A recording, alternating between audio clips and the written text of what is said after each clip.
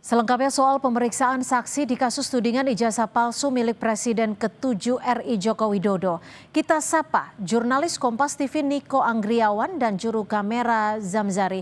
Niko, apa saja yang didalami polisi dari 3 saksi yang diperiksa hari ini, Niko?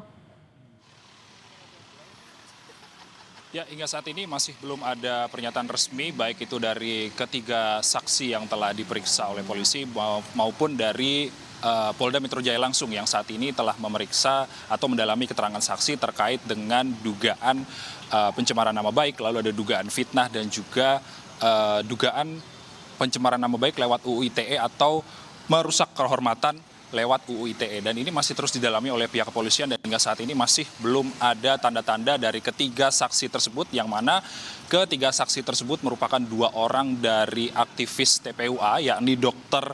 Yulia Widianingsih yang telah diperiksa pada pukul 11 waktu Indonesia Barat, lalu kemudian ada Rahmat Himran selaku juru bicara tim pembela utama dan aktivis atau TPUA, dan juga yang terakhir ada Sunarto yang diperiksa pada pukul 10 waktu Indonesia Barat.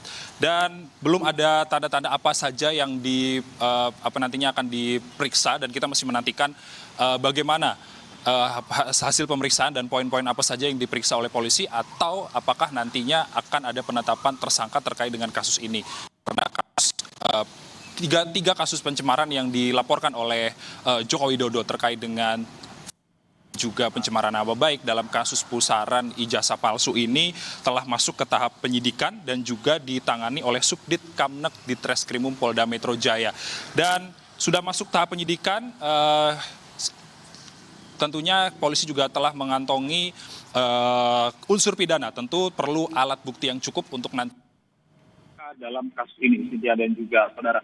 Dan Jokowi sebelumnya, ini Presiden ke-7 Republik Indonesia, Joko Widodo telah melaporkan 5 orang dengan dugaan pencemaran nama baik, fitnah dan juga UU ITE atas tudingan ijazah palsu. Di antaranya ini adalah Roy Suryo, lalu ada Ketua TPUA Egy Sujana, dan juga ahli digital forensik Respons Yanipar, ada Dr. Iva dan juga Kurniatri Royani. Sementara kita masih menantikan bagaimana hasil dari pendalaman polisi terhadap ketiga orang saksi yang telah diperiksa pada hari ini. Cynthia.